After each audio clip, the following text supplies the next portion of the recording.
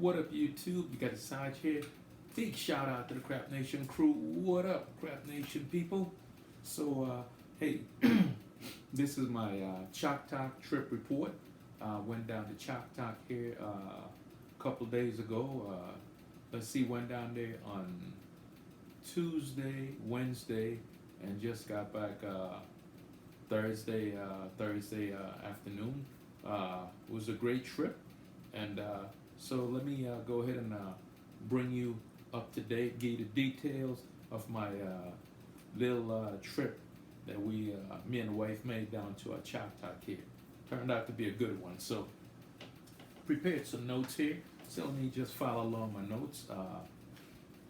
So after my last casino run last month, we made a trip down to Shreveport, and when I came back and I did my trip report, I think I mentioned to you guys that I was going to be changing my style of play and probably becoming kind of, let's say, antisocial, as opposed to playing whatever with the crowd early on in the evening and going through that slow bleed of cash.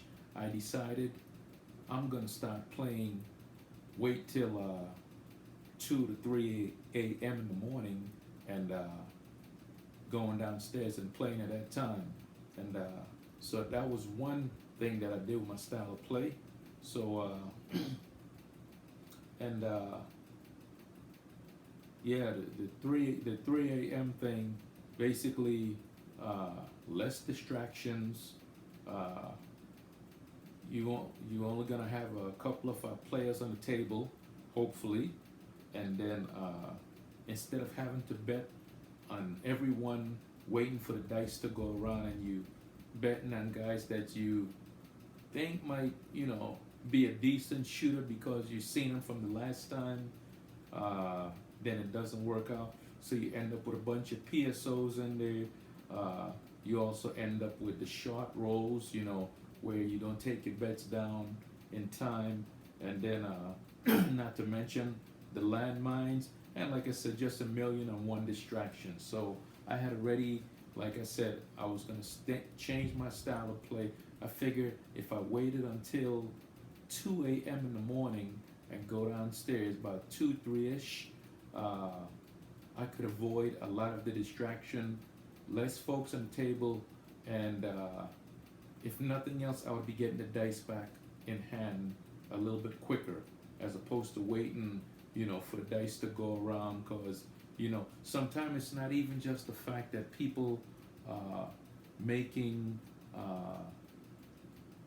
bets, but there's all the stuff with the dealers and the pits, and well, they trying to place the bets, and there's you guys know what I mean. So not gonna get into that, but yeah.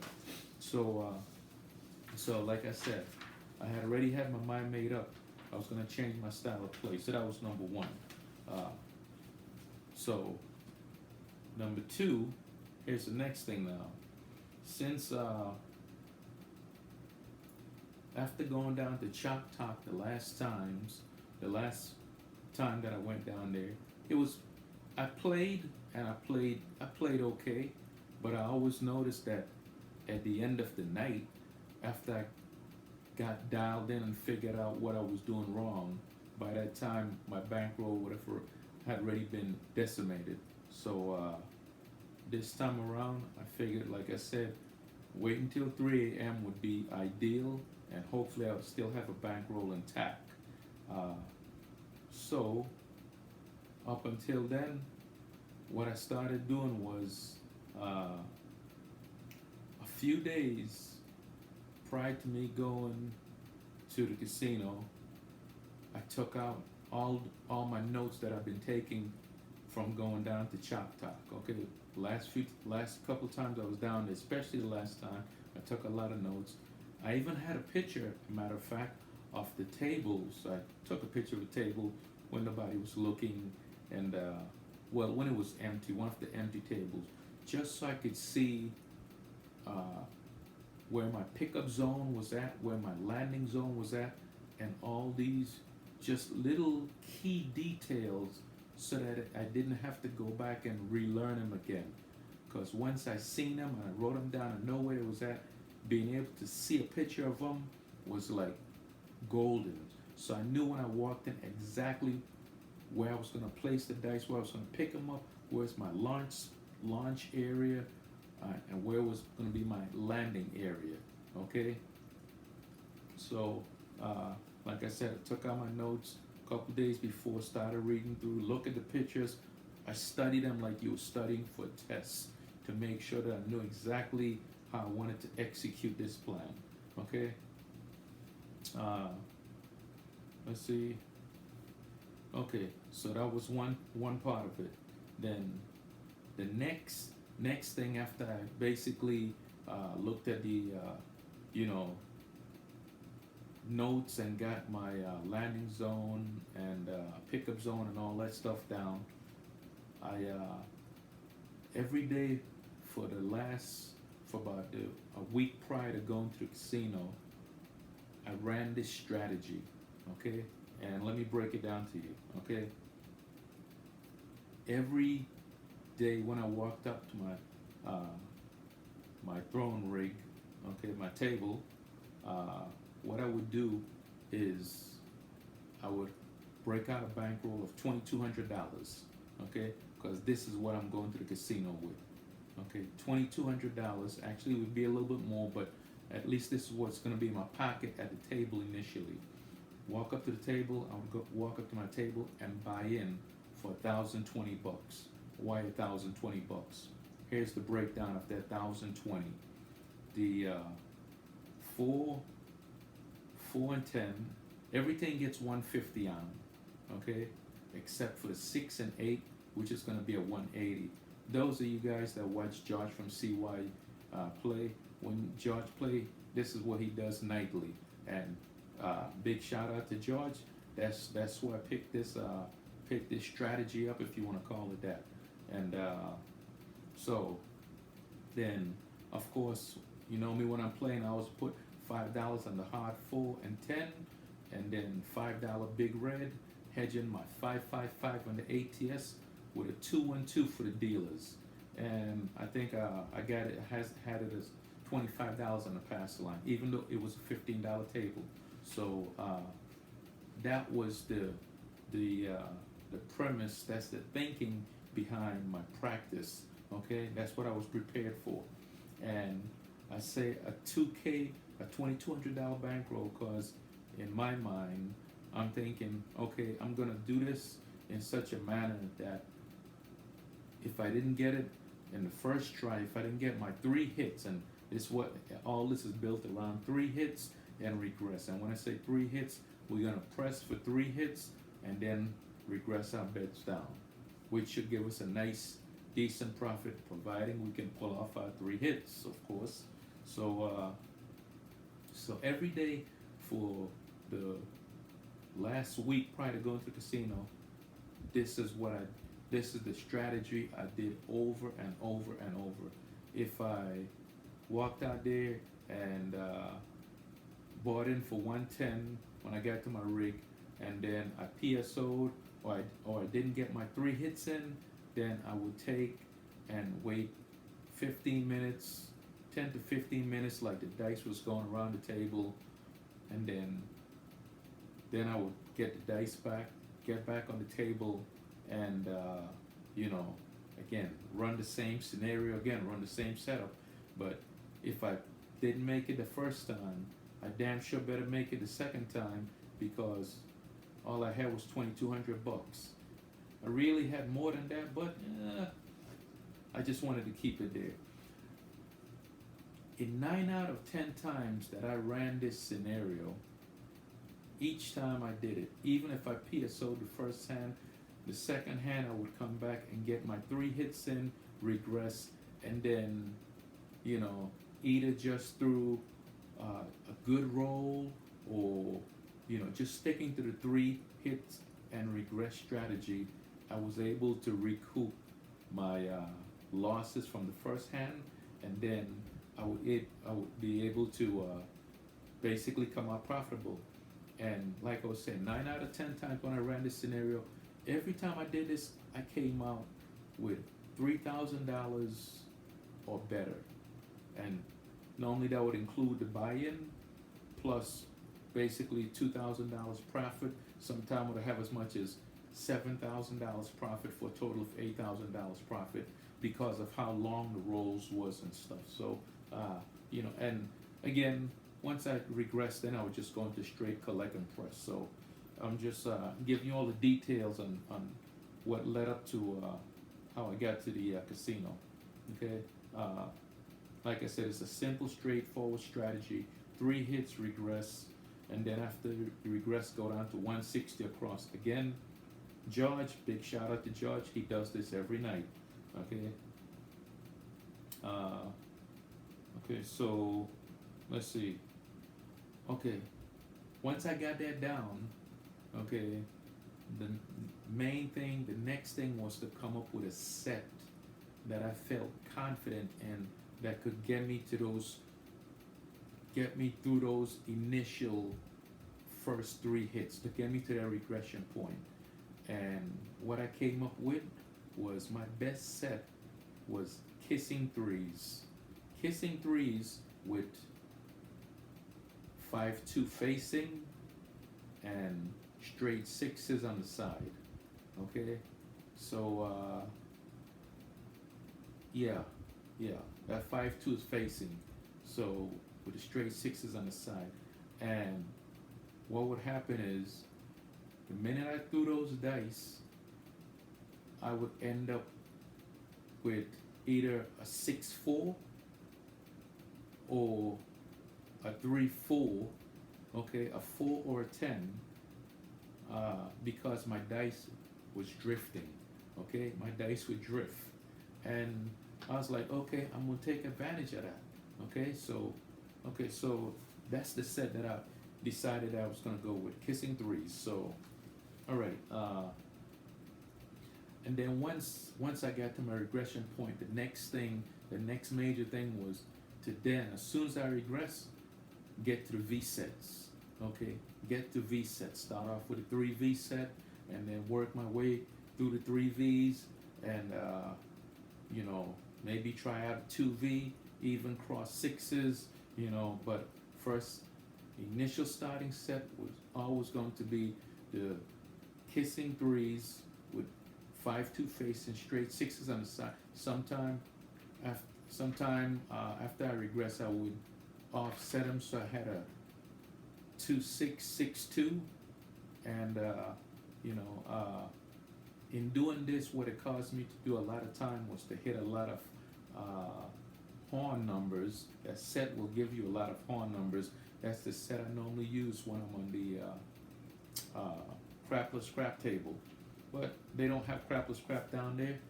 But that set is a good set for that.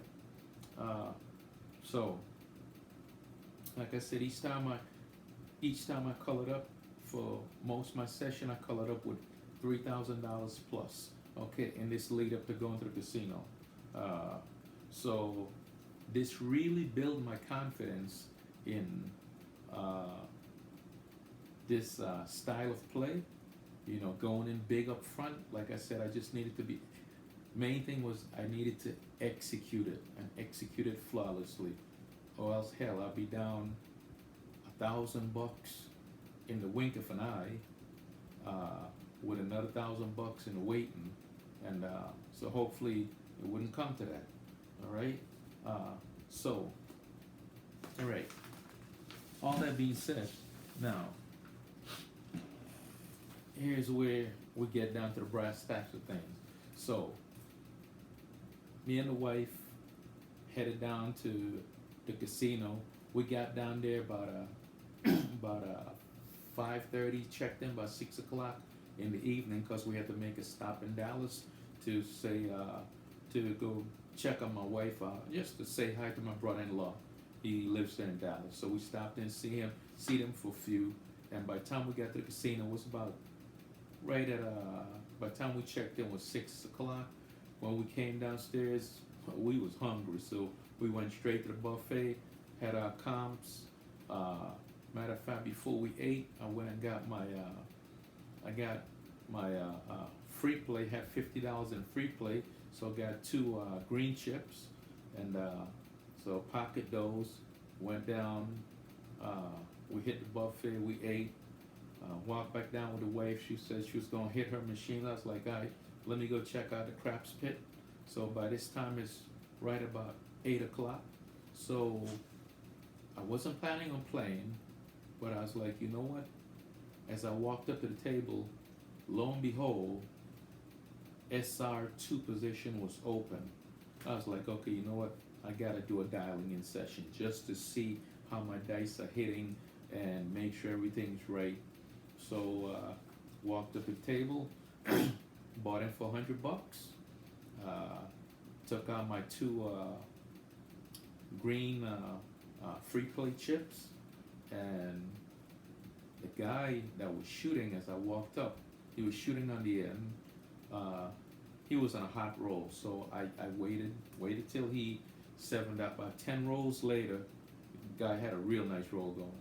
10 rolls later, he sevened out, and then I bought in for $100, and then the guy next to me, the dice came to him, and I was like, okay, I don't know what he's gonna do, but not like I cared anyhow. So I just went 6-8 on him after he set the point. I think the point was like 5, and I think he had like maybe a 5 or 6 roll.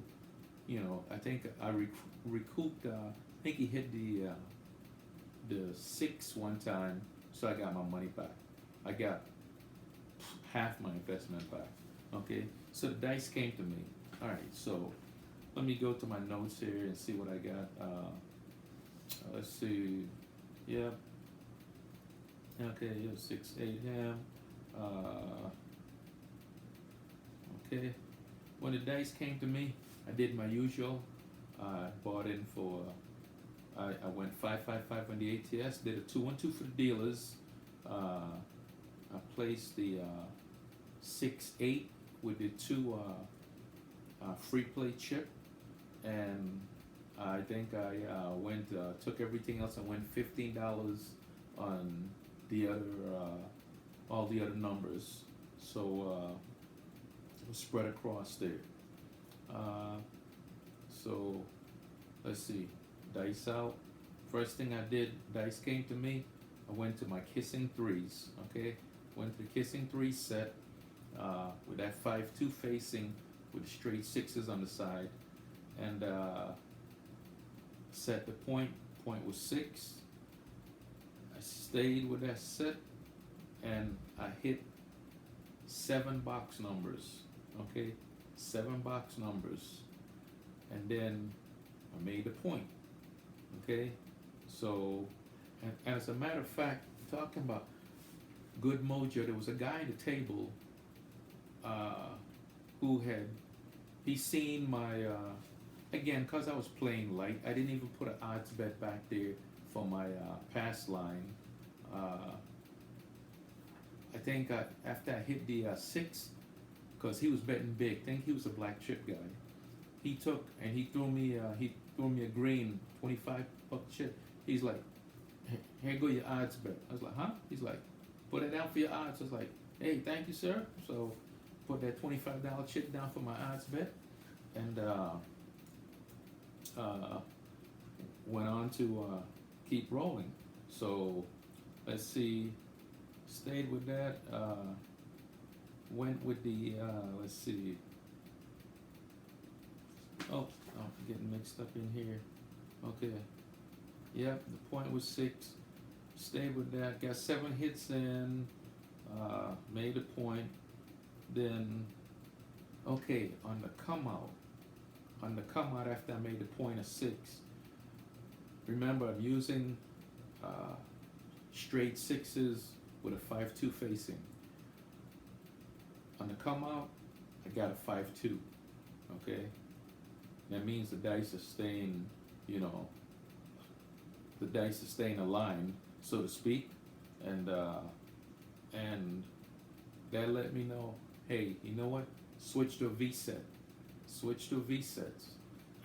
So I did that, and I think I set a point of like 8.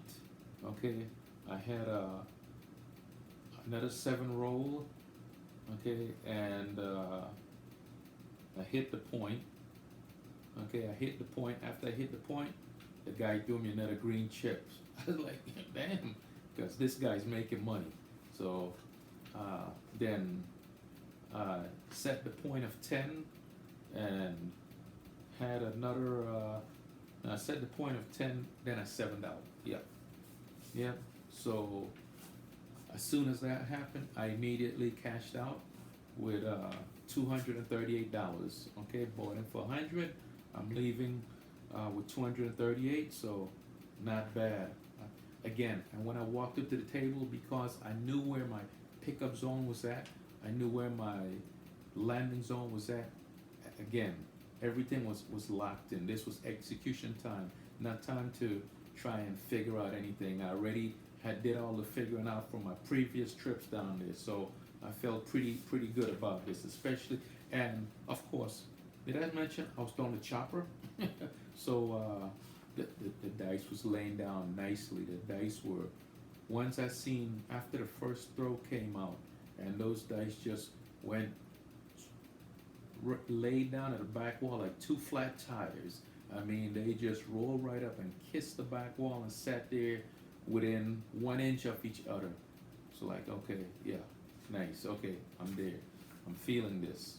Okay, so, and then, so I immediately called it up. As I was walking away from the table, a couple of the guys were like, hey, man, shooter, you don't want to stick around? I was like, nah, I'll be back later on. They was like, okay, so anyhow, left out. So I had a 15 roll hand right off the bat. Okay, 15 roll hand. So I felt good about that. So my next thing was I wasn't coming back to the table until 3 a.m. Okay, full bankroll still intact. Got my 2K in my pocket. I'm a happy camper. Okay, so now it's just a matter of waiting things out till 3 a.m. And so what did I do? I think I went looked for the wife, played some slots with her.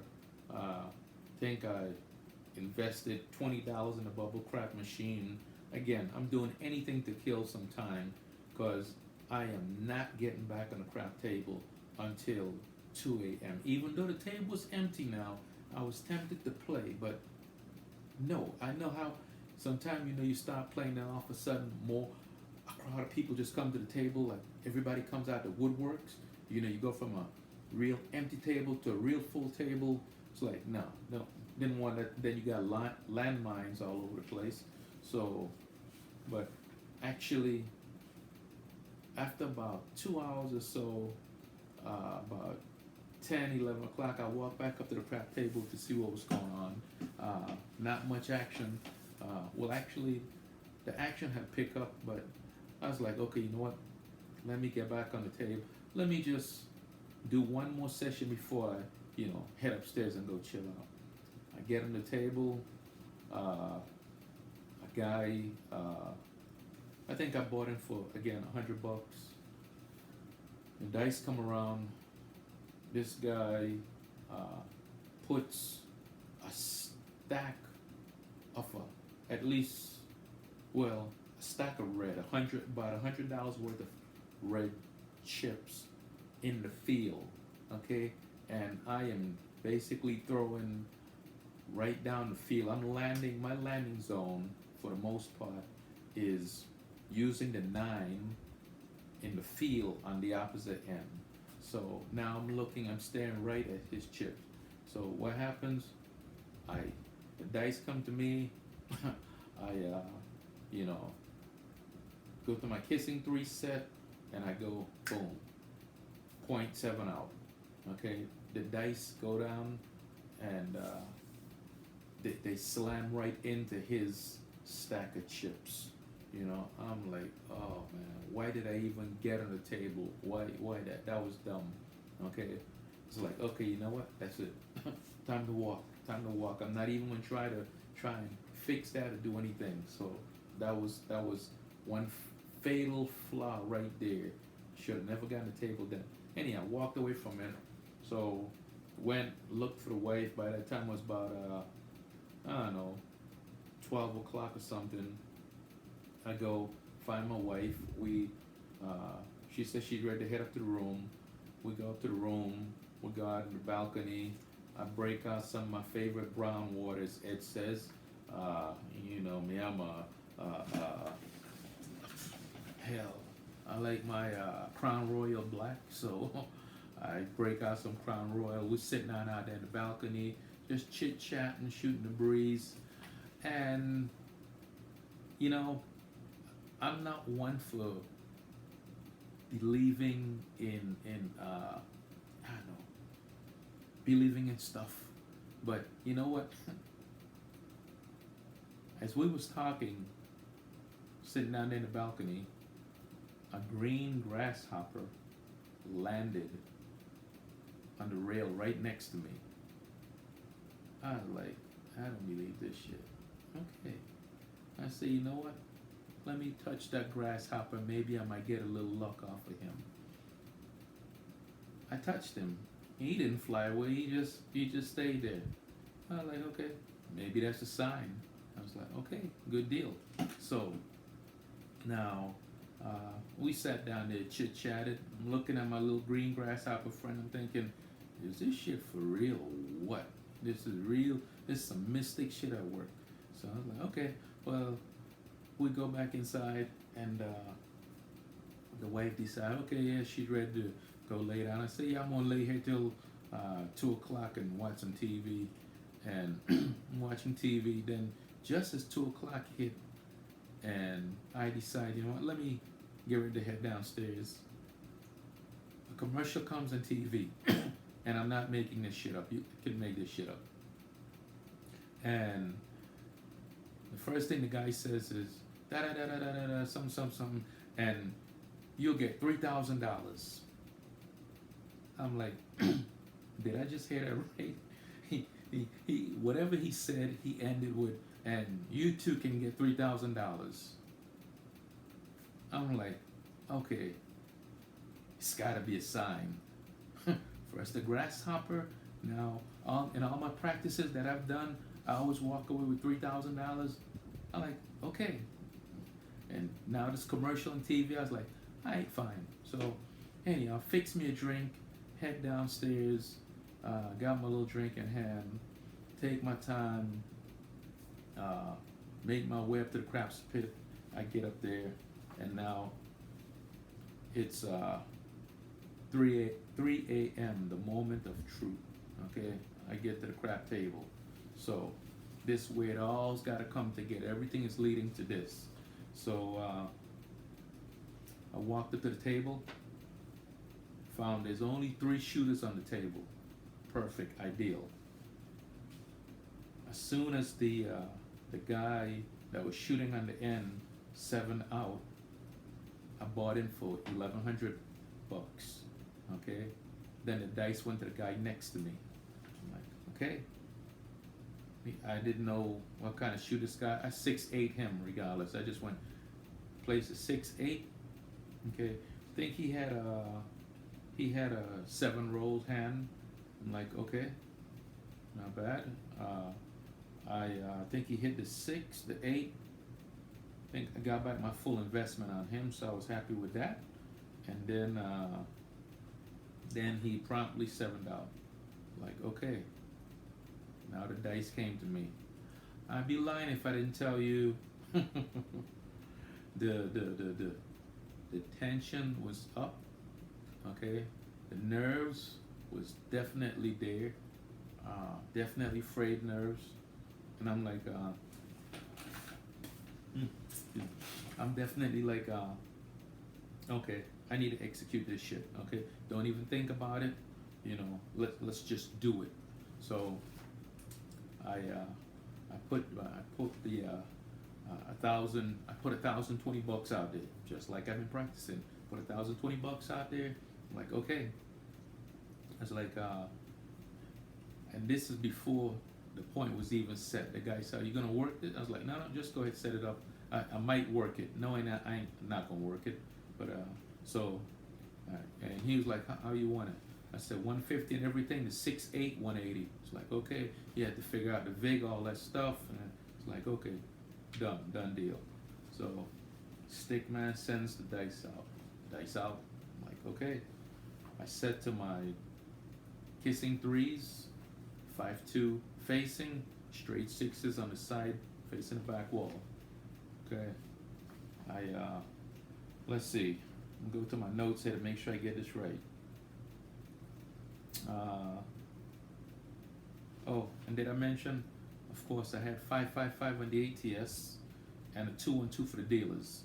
Okay, 960 across, 5-5-5, 2-1-2 for the dealers. Okay, and I hopped the reds for $6 in case on the come out in case anything happened. So as I grabbed the dice, as I got ready to grip the dice, my hands were shaking a little. definitely nerves was there. Hands were shaking a little, but brushed it off. Try to get focus. Grip them. The pressure was on. I set the point. The point was 4. Okay.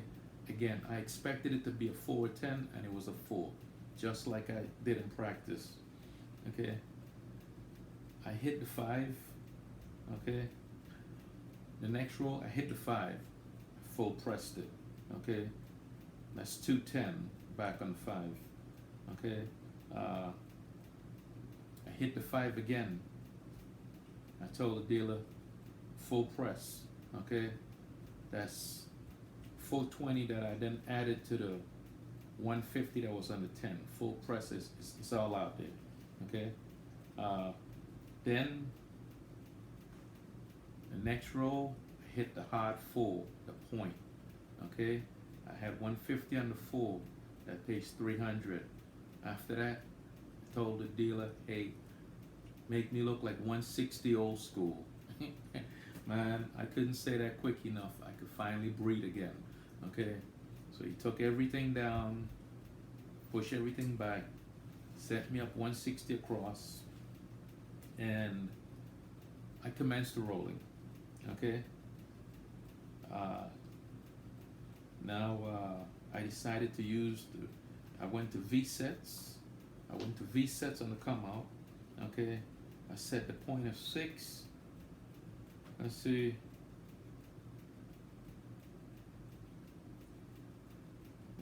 Yep. I set the point of 6. I think I hit a hard 6 on the next roll, and then as soon as I hit the hard 6, I said V sets are working. Okay, I set the point of 6. I hit the 6. I said V sets are working. So I know I could move around in the V sets. I could go 3V, 2V, cross 6s, which I did. On that hand, okay, I had a 15 roll hand. Okay, I hit the tall. I hit the tall during that session, and I think I needed the 2 for the small. It didn't come. Okay, didn't come. So I think after 15 rolls, I 7'd out. It's like, okay. Then next hand, after the dice went around, it went to the guy down at the other end of the table. He 0.7'd out. Okay, he's a good shooter, but he just couldn't get it going. He 0.7 out. The dice went to the guy that was right next to me, because there's only 3 of us on the table, and he had a decent roll. Matter of fact, he hit the ATS. He hit the tall again. So that was cool. It was like, yeah, okay, great. Then as soon as he hit the tall, I turned to the dealer and I said, turn me off. And wouldn't you know it, on the next roll, he 7'd out. It's like, okay. So after that, I said, take me down. It sent me back up to 960 across. 960 across, 555 on the ATS. Let's do it again. So dice come back up. I go kissing 3s, and I commence the rolling. Let's see. I don't even have down what I had in here, but anyhow,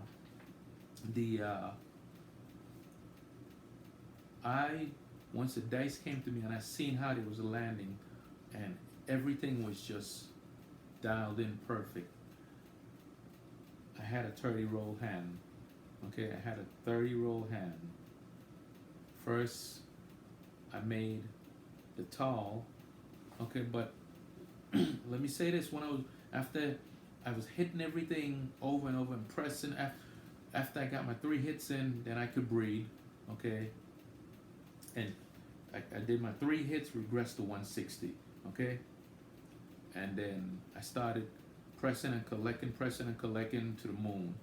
And then I looked up and realized, oh, I need a 3 and a yo to complete the all tall small. It's like, okay, you know what? Stick with the, no, actually, since I was on V sets, I said, let me go back to the kissing 3s, and I offset them to where I had a 5-6-6-5 showing, and I kept on throwing it. I threw it, I got an 8, I threw it. Finally, the next roll, I got a yo, boom, hit the tall. Everybody's like, yeah, way to go, shooter. Especially the guy down on the other end. I thought he was gonna pass out because he just wanted me to hit it so bad, and he was down. Normally he's making a whole bunch of noise, but he was quiet. So it's like, okay, cool. Finally, when the dice come back, I was like, okay, I need a 3. So sticking with the same kissing set, I set it to AC deuce 1-2 2-1. Okay, and I started throwing that. 2 rolls later, boom, hit the small. So made them all. It's like, yeah, all right, great, good deal. So as soon as I made them all, everything was paid out, all that, great.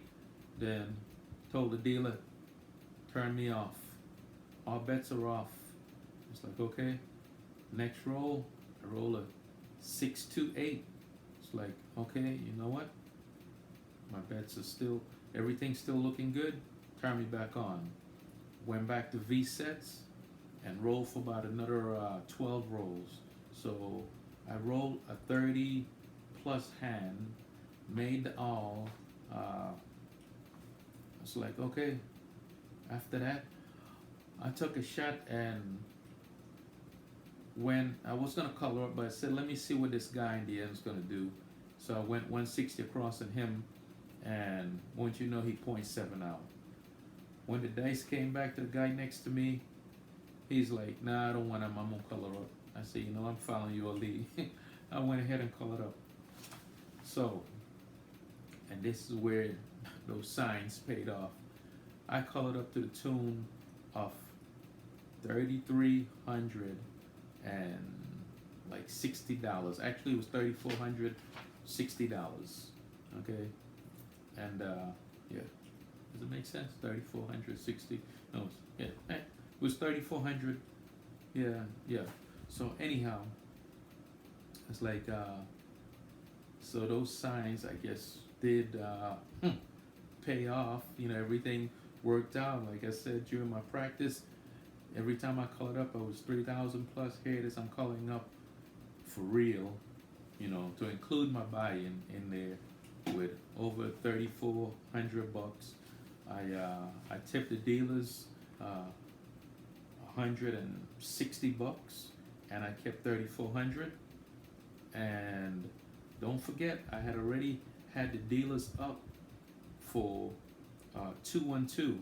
So the dealers made out like a fat rat, but that's good. I wanted to take care of the dealers. I will try to do that. So all that being said, man, guys, I'm gonna tell you something. It feels good to get a win under your belt, especially a significant one.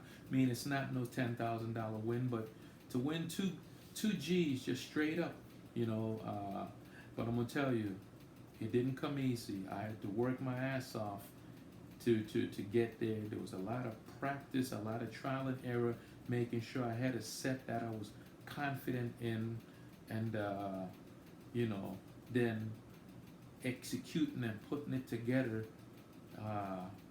Sticking to my game plan of waiting until 3 a.m. in the morning and playing, and man, it worked out perfect. and that was all day one. So all that being said, I'm up. Uh, I got three G's in my pocket. Went up to the room that night. Uh, After I went to the cashier cage, colored up, you know, hey, I am riding the hog, feeling great. I go upstairs to the room. I count out $1,000, put it on the nightstand next to my wife, laid them out neat and nice, and I jumped my ass in bed. Sweet dreams. Woke up in the morning and she's standing there. Normally when she wakes up, she like to open up the blinds and let the sun in and like, wake me up miserable and all that stuff. But she, not this time. No, she didn't. She let me sleep in.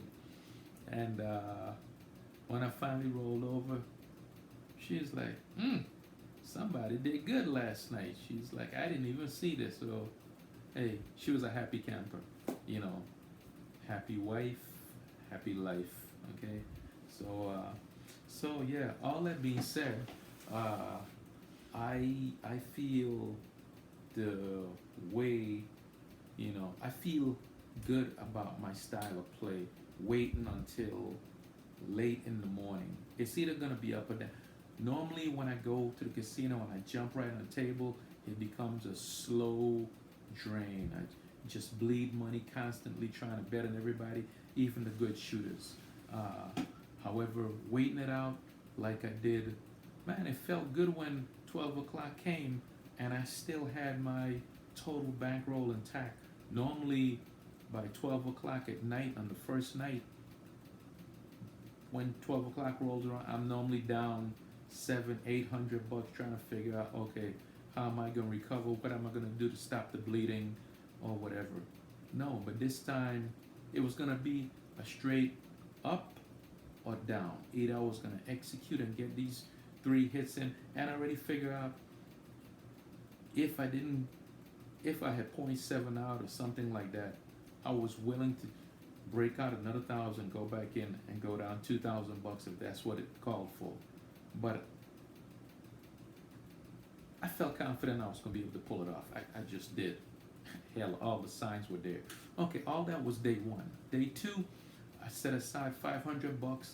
I said I'm going to leave this 2G sitting aside there, not going to touch that. And I went downstairs with $500 and started playing during the course of the afternoon, up into the evening with our 500. And guess what? It was a slow bleed. Okay, I played the table minimum. It's a $15 table. I played the table minimum. Went up a little, down a little, down a little, up a little, down a little.